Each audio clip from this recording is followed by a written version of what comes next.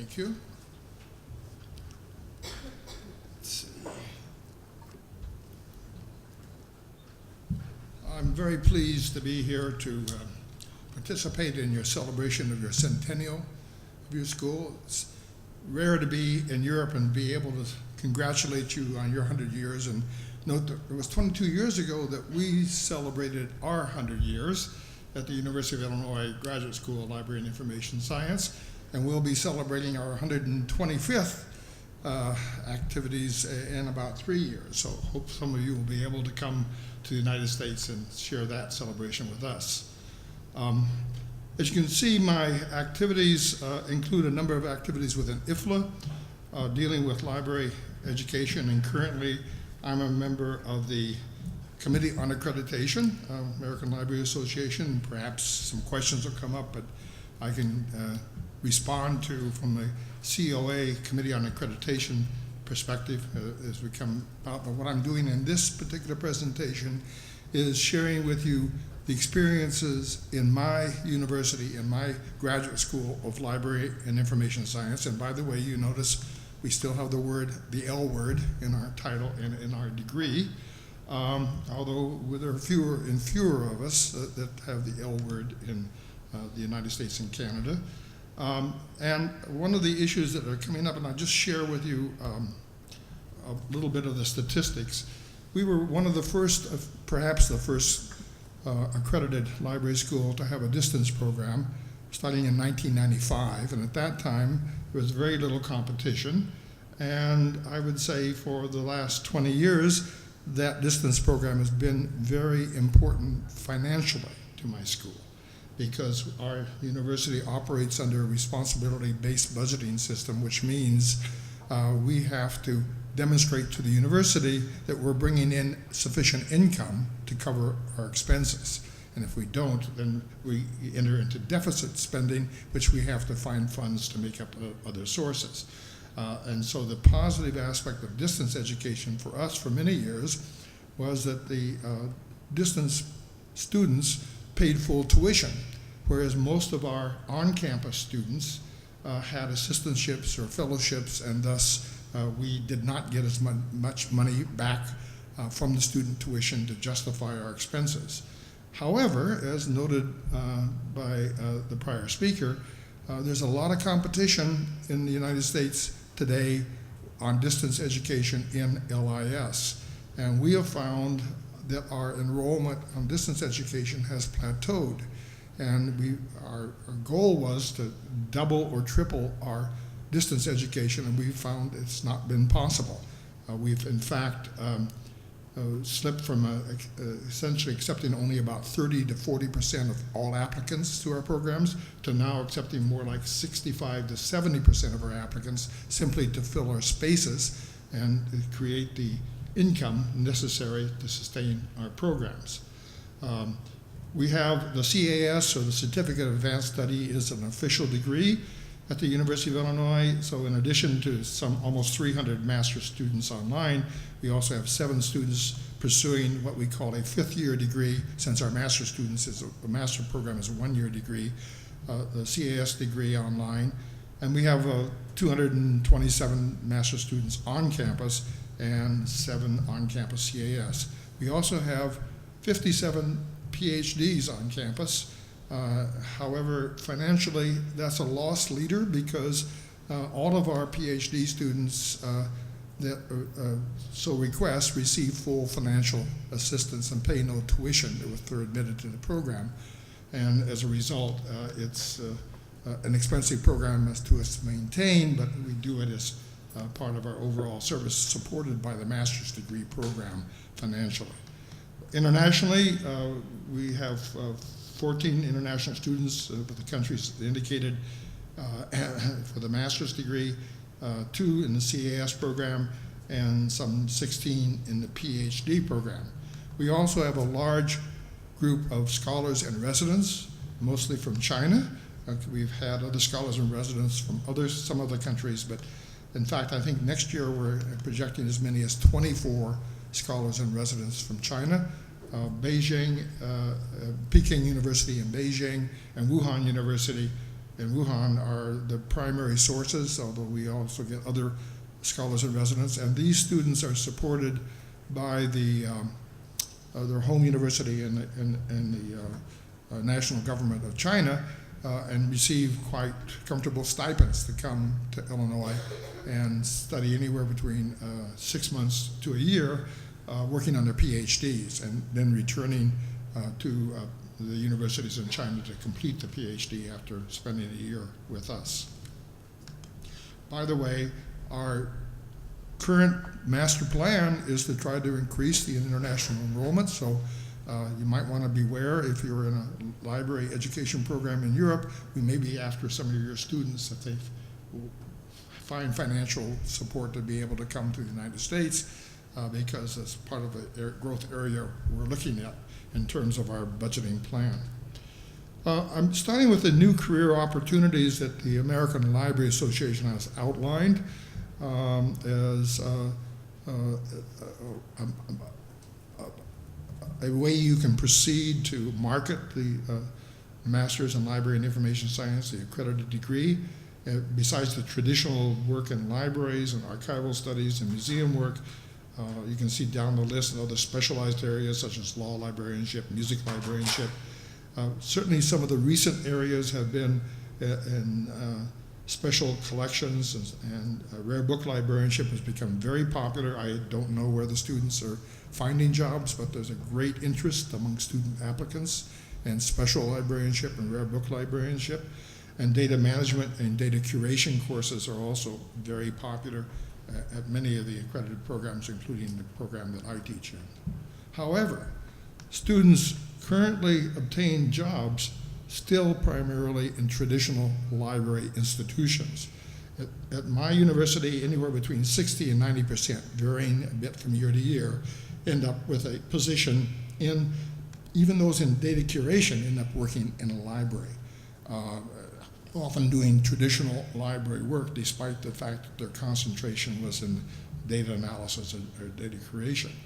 And in fact, the Library Journal reports that while there's been a slight increase over the last decade, and in fact within just the last 2 years, from in 2012 from 9.5% to 12.1% in 2013 in finding alternative jobs, there's still a fairly small proportion of our total graduates. The vast majority of our graduates from Illinois and from most of the other ALA accredited library schools are still going out and working in libraries. So why are we struggling to find alternative careers and establish alternative degrees to provide to students? It does relate to the overall financial situation in library education in the United States and higher education in general.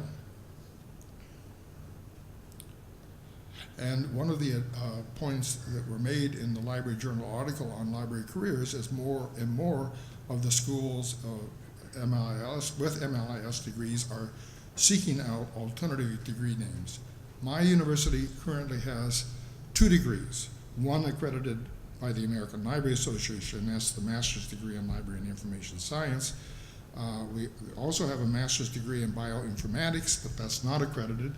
And while we have almost 600 students a year in our MLS accredited degree, in the last 5 years, we've had a total, I believe, of about 5 students in our bioinformatics degree.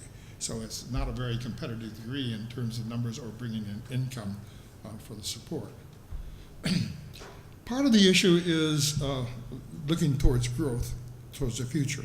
And certainly in the United States and Canada, like many other parts of the world, growth is essential to sustain and be considered to be a viable component within an institution of higher education. The issue is not that there are not jobs or in the library and information science in traditional library institutions. In fact, the United States government predicts there's about 11,000 jobs that will be created in between now and 2022 in the United States. But this is a much lower rate of increase than other professions. It's considered to be about a 7% increase, where the Other professions may be as much as 15, 16% in some of the data analysis areas, for instance, and data analytics. However, there are some other jobs that people seek, such as in archives and museum management, that have even lower rates of growth over the next 10 years in the United States, and yet we still have a lot of students interested in that. The point to be made here is that to survive an LIS program in the United States, you must increase income and thus get enrollment increased to the point that you can bring in more financial support for your institution, and thus the interest in some of the alternative degrees that made available in the last few years. I looked at the issues of tuition income, as well as research and grant and contract income in LIS education. And in both cases, we've reached another plateau, just as we have in online education. There's overall, if you look at the ALA, COA statistics and LIS statistics, you'll see a leveling off in terms of external funding for most of the library schools that participated in that reporting in the last 4 to 5 years. Also, another issue to be considered is the alumni support from LIS education graduates. A program such as ours has existed over 120 years. We have a long list of alumni in many positions. Unfortunately, not many of them are wealthy enough to give us large endowments, but we have been fortunate enough to have a sustained support from the alumni over the years, in large part because of this history. So part of the strategy of coping with these financial challenges include, as I already mentioned, the increasing the enrollment and promoting online delivery of degrees. We've done that. We've done about all we can do, all the market will bear. So at Illinois, we're looking for other alternatives, as are other schools. The other is to increase the success rate of research grants and contract applications. Ours grant support has fallen a fairly significant amount, by 20, 30%. In the last 2 to 3 years, as we've not been as successful as we have in the recent past on achieving such grants. Allocating more funding to public relations to expand alumni support.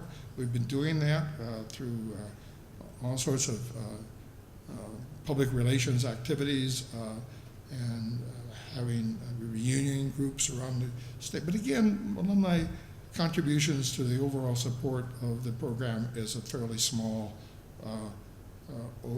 part of the total financial need that is desired. Establishing undergraduate degrees, which many LIS programs have done in the United States. We've not done that at the University of Illinois, in part because of internal politics. Just as mentioned by prior speakers, in Europe, in the United States, there's a lot of resistance to new undergraduate degree programs. And although our proposals were degrees in the area of information management or informatics, people in computer science, people in communications are quite leery of this new program being proposed by a graduate school of library and information science. And in most cases, politically, it's been beaten back when the proposals have gone forward for approval. And then establishment of new degrees to increase tuition income. This is one thing my school is currently involved with. It's in the process of seeking approval for a second, or actually a third master's degree, in addition to our library and information science accredited master's and our bioinformatics an unaccredited degree in information management. Information management is also offered at a number of our peer institutions, and we're pretty much following a model similar to that of other I-schools that have information management programs. Consolidation, part of the risks of these strategies are consolidation with academic units that may not share the same culture. For example, since we became an I-school, not only have we been approached by the School of Communication, but the School of, actually it's the Department of Computer Science, has actually been looking us over, coming over, visiting, inviting us out to parties and receptions. And it's a little leery of this because the Department of Computer Science, which is part of our College of Engineering, is a quite potent academic power on our particular campus. Even though I think they're certainly ranked in the top 10 in the United States in engineering, it's a concern when you're sort of courted by this huge organization that's much larger in terms of faculty and the thought of being absorbed by such a department. Perhaps a colleague from Indiana can speak more about the experiences that they had at Indiana with their merger with computer science. The loss of alumni support. I've talked to people from other schools that have had consolidation or merging, and often a significant loss in alumni support, and even enrollment drops initially, although some of that's been recovered after some years. Along with that, enrollment drop and thus income, confusion in terms of the mission of the new program. And I've talked to a number of students. We had a student-organized conference, somewhat similar to the Bobcats conference presented in Europe, this spring at my university, entirely initiated and presented by the students at our school, bringing in students from other schools in the United States, and a number of the representatives from the other schools where consolidation had taken place spoke of their confusion, even in terms of when they decided to enroll into the school, to try to clarify where it stood in relation to other schools offering similar degrees in library and information science. And then the other fact that other academic units may perceive LIS education as a threat to their survival. For example, information management in the current, and as earlier speakers remarked, information management's been around in different decades and different cloaks, but in the 21st century, information management is being adopted by LIS programs, tends to be very similar to business information management. And on our school, our School of Commerce, School of Business, is very concerned about the library school starting a master's degree in information management. And in fact, to get their approval for us to proceed on seeking approval for the information management program, we had to essentially pledge that we would not recruit students specifically to work in businesses, but rather we would look specifically at a broader base of the interpretation of information management. So you have this internal conflict within many universities. And this is not the university bureaucracy. These are the faculties of the individual units, because at the University of Illinois and most U.S. institutions of higher education, faculty governance is a very important issue, and so the faculty have a lot of say in whether a program will be approved or not approved by another unit on that particular campus. So the adding of new degrees such as a master's in information management can provide the hope for expanded income from increasing enrollments, much as the online program did for us 20 years ago. These alternative degrees avoid specific reference to the library and information science concepts, breaking the stereotype perceptions associated with libraries, and also enable our recruiters. And by the way, we have a team of about 5 recruiters to recruit students to our program. It allows them to avoid the discussion of the slower growth in LIS positions in the coming decades. And there's a lot of pushback on the part of students, especially in student-based blogs, on the fact that library schools in the United States and Canada are turning out more and more graduates, while the number of jobs are not expanding at the same rate. So there's some question the students raise about the ethics of continuing to encourage people to come and get a degree in LIS when we're not sure we're going to have that many jobs to come around. So by coming up with a new degree, we often have other alternatives that we can account for. This is the list out of the U.S. News and World Report. This last ranking came out in 2013, and we will be the first to indicate that this ranking is simply a perception a one-time snapshot. The prior perception in the University of North Carolina, Chapel Hill, and the University of Illinois were tied at number 1. This time we sneaked through, I think, by 1/10 of a point above North Carolina. The next time it could switch the other way. But these are the schools that I used to take a look at what they were doing with alternative careers as just a case study, a snapshot. And these also all happen to be iSchools, as well as in the top 10 rankings in the LIS programs, all accredited library degrees. 8 of these schools have a master's degree in library and information science. 2 actually have 2 masters, one in library science and one in information science. 3 schools have a master in information or information studies, dropping the L word entirely. 3 have, in addition to the LIS degree or other information degree, a master's in information science. If we are successful within a few months, we should be the 4th such school with this tab.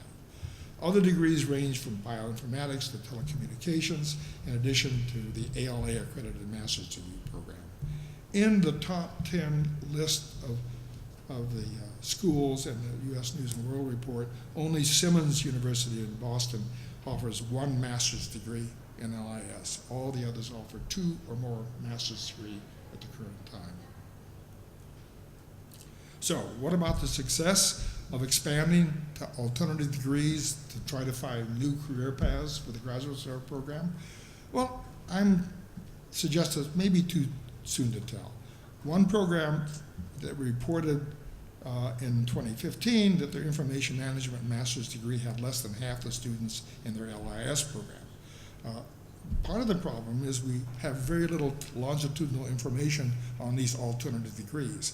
Because of the American Library Association and LIS Association's requests for information for the ALA accredited degree, we have a pretty good data flow from those schools on the LIS degree, but there's no comparable organization, including the iSchool and the iCaucus, that is eliciting similar data for non-LIS accredited programs. So we're in an area where we really need more information than is being provided. Probably take 3 or 4 years for the full development of the desired enrollments of these new degrees. Given the financial challenges in higher education in the United States in 2015, the question is whether establishing new alternative degrees may be too little too late. I'm predicting that we're going to have some really significant changes, perhaps like it was back when, as referenced this morning, when Columbia University and the University of Chicago closed, another round of such closings just based on the overall financial situation in the United States and higher education. I think I have some very interesting times ahead. The schools in the United States and Canada are doing some innovative things trying to predict and survive the immediate future, but there are significant challenges ahead. Thank you.